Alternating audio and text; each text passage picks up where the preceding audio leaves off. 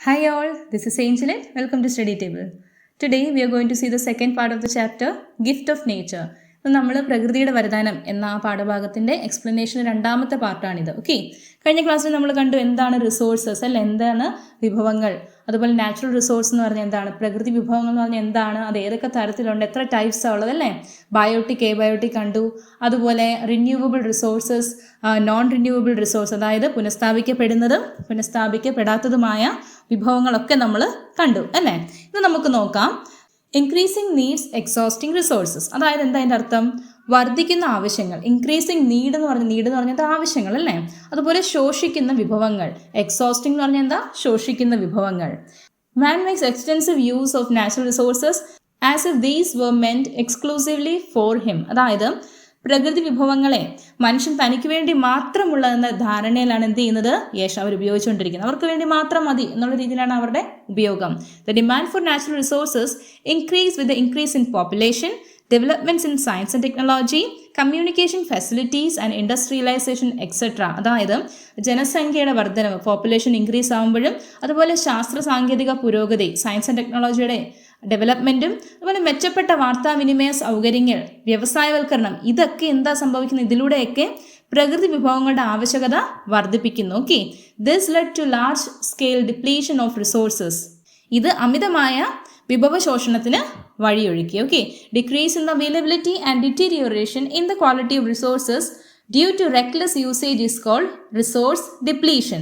അതായത് അനിയന്ത്രിതമായ ഉപഭോഗം മൂലം വിഭവങ്ങളുടെ അളവിലും അതുപോലെ അതിൻ്റെ ഗുണത്തിലും ഉണ്ടാകുന്ന കുറവാണ്. ഓക്കെ, അളവിലും ഗുണത്തിലും. ഓക്കെ, അതായത് എന്താ പറയുന്നത്, availability in the and deterioration in the quality of resource, അതിനെയാണ് നമ്മൾ എന്ത് പറയുന്നത്, വിഭവശോഷണം അല്ലെങ്കിൽ റിസോഴ്സ് ഡിപ്ലീഷൻ. ഓക്കെ, അപ്പോൾ റിസോഴ്സ് ഡിപ്ലീഷൻ എന്ന് പറഞ്ഞാൽ എന്താണെന്ന് മനസ്സിലായല്ലോ, അനിയന്ത്രിതമായ ഉപഭോഗമാണ്. ഓക്കെ, ഒരു കൺട്രോളും ഇല്ലാത്ത നമ്മളുടെ റിസോഴ്സ് നമ്മൾ യൂസ് ചെയ്യുമ്പോൾ എന്താ സംഭവിക്കുന്നത്, റിസോഴ്സ് ഡിപ്ലീഷൻ ആണ് നടക്കുന്നത്. This resulted in depletion of resources and changes in the environment. ഇത് കാരണം എന്തൊക്കെയാണ് ഉണ്ടാകുന്നത്, പ്രകൃതിയെ അശാസ്ത്രീയമായി ചൂഷണം ചെയ്യുന്നതിനാൽ പല അമൂല്യ വിഭവങ്ങൾ നഷ്ടമാവുകയും പ്രകൃതിയുടെ തനതായ സ്വഭാവത്തിൽ മാറ്റം വന്നു തുടങ്ങുകയും ചെയ്യും. ചില ചേഞ്ചസ് സംഭവിക്കും അല്ലേ.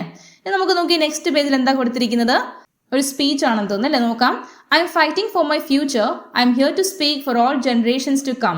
ഇവിടെ എന്താ ഇവർ പറയുന്നത്, ഞാൻ എനിക്കും എൻ്റെ ഭാവി തലമുറയ്ക്കും വേണ്ടി പോരാടുന്നു, ഫൈറ്റ് ചെയ്യുന്നു, വിശക്കുന്ന 1000 കുഞ്ഞുങ്ങൾക്ക് വേണ്ടി. On behalf of the starving children. Starving എന്ന് പറഞ്ഞാൽ എന്താണ്, വിശക്കുന്ന. Okay, I M here to speak for the countless animals dying across this planet because they have nowhere left to go, we cannot afford to be not heard. അതായത് അവൾ എന്താ പറയുന്നത്, ഭൂമുഖത്ത് നിന്ന് അപ്രത്യക്ഷമാക്കിക്കൊണ്ടിരിക്കുന്ന ജന്തുജാലങ്ങൾക്ക് വേണ്ടി, ആനിമൽസിന് വേണ്ടിയാണ് ഞാൻ സംസാരിക്കുന്നത്. ഭൂമിയില്ലാതെ അവർക്ക് മറ്റൊരിടമില്ല, അവരുടെ ശബ്ദം ആരും കേൾക്കുന്നില്ല. No one heard. I'm afraid to go out in the sun now because of the holes in the ozone. അതായത് എനിക്കിപ്പം പേടിയാണ്, പുറത്തേക്ക് ഇറങ്ങാൻ പേടിയാണ്. കാരണം എന്താണ്, ഓസോൺ ലെയറിലുള്ള ഹോൾസ് കാരണം. I'm afraid to breathe the air because I don't know what chemicals are in it. അതുപോലെ തന്നെ എനിക്ക് ശ്വസിക്കാൻ തന്നെ പേടിയാണ്, ഭയമാണ്. കാരണം എന്താ, എനിക്കറിയില്ല എന്ത് കാണും, വിഷത്തിന്റെ അംശങ്ങൾ വായുവിൽ ഉണ്ടെന്ന് അല്ലേ, കെമിക്കൽ എന്തുമാത്രം ഉണ്ടെന്ന് എനിക്ക് അറിയത്തില്ല.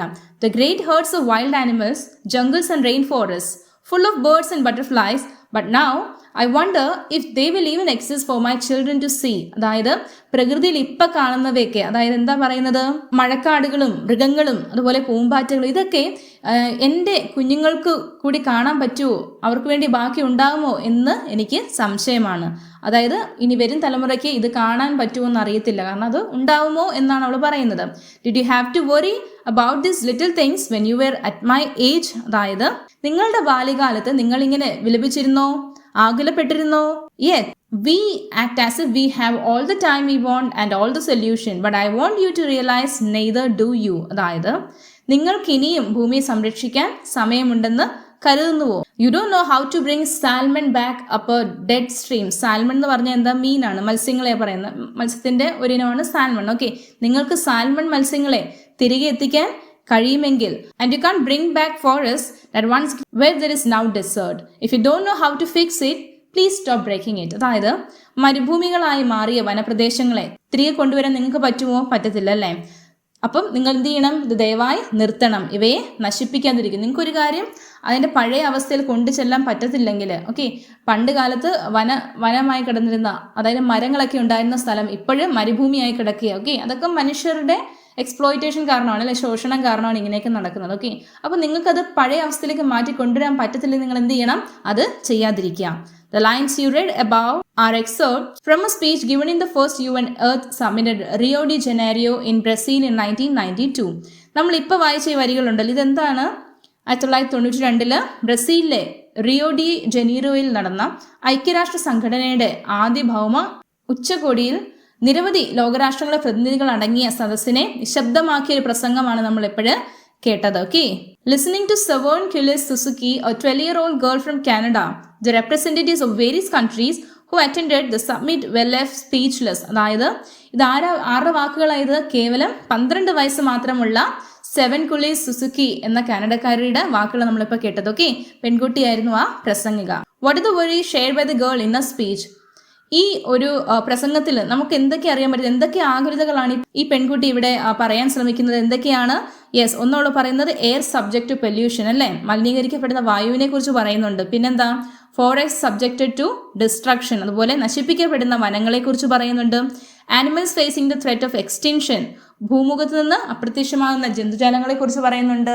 പിന്നെ എന്ത് പറയുന്നുണ്ട്? ഓസോൺ ഹോളിനെ കുറിച്ച് പറയുന്നുണ്ട്, അല്ലേ, അതേപോലെ ഡെസേർട്ടിഫിക്കേഷൻ, മരുഭൂമിയാകുന്ന അവസ്ഥയെക്കുറിച്ച് പറയുന്നുണ്ടല്ലേ. അടുത്ത് നോക്കി എന്താ പറയുന്നത് നെക്സ്റ്റ് പേജിൽ? It was the speech delivered by Indira Gandhi, the then prime minister of India, in the conference of United Nations organisation held at Stockholm in 1972, which led to the observation of 5th June as the World Environment Day. അതായത് നമ്മൾ ആചരിക്കുന്ന ലോക പരിസ്ഥിതി ദിനം ഉണ്ടല്ലോ, അത് ആര് മുഖാന്തരം നമുക്ക് കിട്ടിയത്? യെസ്, 1972 ജൂണിൽ ഒരു സ്റ്റോക്ക് ഹോമിൽ നടന്ന മാനവ പരിസ്ഥിതിയെക്കുറിച്ച് ഐക്യരാഷ്ട്ര സംഘടനയുടെ സമ്മേളനത്തിൽ എന്ത് സംഭവിച്ചു? ഇന്ത്യയുടെ പ്രധാനമന്ത്രി അന്നത്തെ ശ്രീമതി ഇന്ദിരാഗാന്ധി നടത്തിയ പ്രസംഗം ഐക്യരാഷ്ട്രസഭയെ ജൂൺ 5 ലോക പരിസ്ഥിതി ദിനമായി ആചരിക്കാനുള്ള എന്തെടുത്തു? അന്നാണ് അവർ ആ തീരുമാനം എടുത്തിരുന്നത്. ഓക്കെ, അതിനുശേഷമാണ് എന്താ ആചരിക്കുന്നത്? വേൾഡ് എൻവയറൺമെന്റ് ഡേ നമ്മൾ ആചരിക്കുന്നത്. Okay, dodo is a bird that became extinct because of reckless exploitation of resources by man. നോക്കിയ ഒരു പക്ഷി നിങ്ങൾ കാണാൻ പറ്റും, അല്ലേ? മനുഷ്യന്റെ അമിതമായ വിഭവ ചൂഷണം മൂലം വംശനാശം സംഭവിച്ച ജീവിയാണ് എന്ത്? ഈ പറയുന്ന dodo. Okay, dodo birds were the inhabitants of the Mauritius Islands in the Indian Ocean and were killed extensively for meat. അതായത് മൊറീഷ്യസ് ദ്വീപിൽ കണ്ടുവരുന്ന അവിടെ നമ്മുടെ ഇന്ത്യൻ മഹാസമുദ്രത്തിൽ ഈ പക്ഷികളെ മാംസത്തിന് വേണ്ടി കൊന്നൊടുക്കിയപ്പോൾ ഭൂമുഖത്ത് നിന്ന് അവ അപ്രത്യക്ഷമായി. ഏതാ? ഡോഡോ എന്ന് പറയുന്ന പക്ഷികൾ. Okay, other animals that are now extinct include orange cattle found in India, Asian cheetah, etc. അതായത് ഇന്ത്യയിൽ ഉണ്ടായിരുന്ന അറോച്ച് എന്ന കന്നുകാലി വർഗം, അതുപോലെ ഏഷ്യൻ ചീറ്റപ്പുലി എന്നിവയും അന്യം നിന്ന് പോയവയാണ്. ഓക്കെ, ഇപ്പോഴിതൊന്നും നമുക്ക് കാണാനില്ല. Observe the pictures given. നോക്കി താഴെ കൊടുത്തിരിക്കുന്ന ചിത്രങ്ങളൊന്ന് ശ്രദ്ധിക്കൂ. ഇവിടെ എന്താ പറഞ്ഞിരിക്കുന്നത്? What will be the consequences of man's reckless use of resources, write foot notes for these pictures. ഇത് ഞാൻ ഓൾറെഡി എൻ്റെ ക്വസ്റ്റൻ ആൻസർ സെക്ഷനിൽ എക്സ്പ്ലെയിൻ ചെയ്തതാണ്. ഓക്കെ, അപ്പം ഇവിടെ എന്തൊക്കെയാണ് കാണിക്കുന്നത്?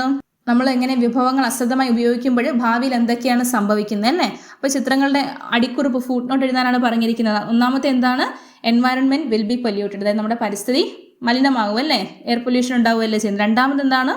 Yes, forest land become barren, അതായത് വനഭൂമികളെല്ലാം എന്ത് മാറുകയാണ്? തരിശു ഭൂമികളായി മാറുകയാണ്, അല്ലേ? മൂന്നാമത് എന്താണ്? Availability of fish wealth will reduce, അതായത് മത്സ്യസമ്പത്ത് കുറയുന്നു, അല്ലേ? നെക്സ്റ്റ്, മിനറൽസ് വിൽ എക്സോസ്റ്റ്, ധാതു ലവണങ്ങളെല്ലാം തീരുന്ന അവസ്ഥയിലേക്ക് എത്തുകയാണ്, അല്ലേ?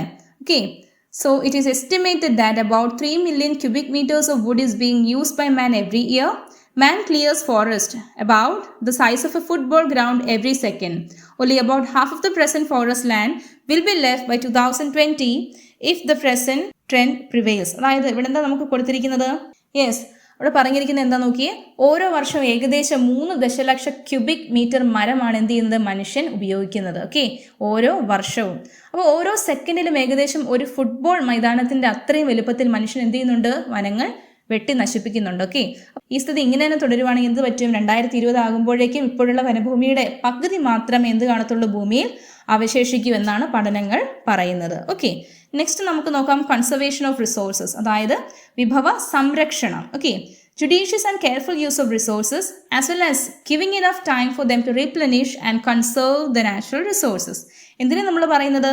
വിഭവങ്ങൾ നീതിപൂർവവും ശ്രദ്ധാപൂർവവും ഉപയോഗിക്കുകയും അവയ്ക്ക് പുനഃസ്ഥാപിക്കപ്പെടാനുള്ള സമയം അനുവദിക്കുകയും ചെയ്യുക എന്നതാണ് എന്ത് വിഭവ സംരക്ഷണത്തിന്റെ അടിസ്ഥാന തത്വം. ഓക്കെ, അപ്പം നിങ്ങൾക്ക് മനസ്സിലായാലും എന്തിനെയാണ് നമ്മൾ കൺസർവേഷൻ ഓഫ് റിസോഴ്സസ് എന്ന് പറയുന്നത്. ഓക്കെ, അപ്പം ഈ ചാപ്റ്ററിന്റെ ബാക്കിയുള്ള ഭാഗം നമുക്ക് നെക്സ്റ്റ് പാർട്ടിൽ കാണാം. അതിലൂടെ നമ്മുടെ എക്സ്പ്ലനേഷൻ കംപ്ലീറ്റ് നമ്മൾ ചെയ്യുന്നതായിരിക്കും. ഓക്കെ, അപ്പോൾ ഇത് നിങ്ങൾക്ക് മനസ്സിലായിട്ടുണ്ടെങ്കിൽ ഫ്രണ്ട്സിനൊക്കെ ഷെയർ ചെയ്യാൻ മറക്കരുത്. ഒപ്പം ലൈക്ക് ആൻഡ് കമന്റ് ചെയ്യുക. Okay, so see you in the next video. Till then bye. God bless you. Thank U.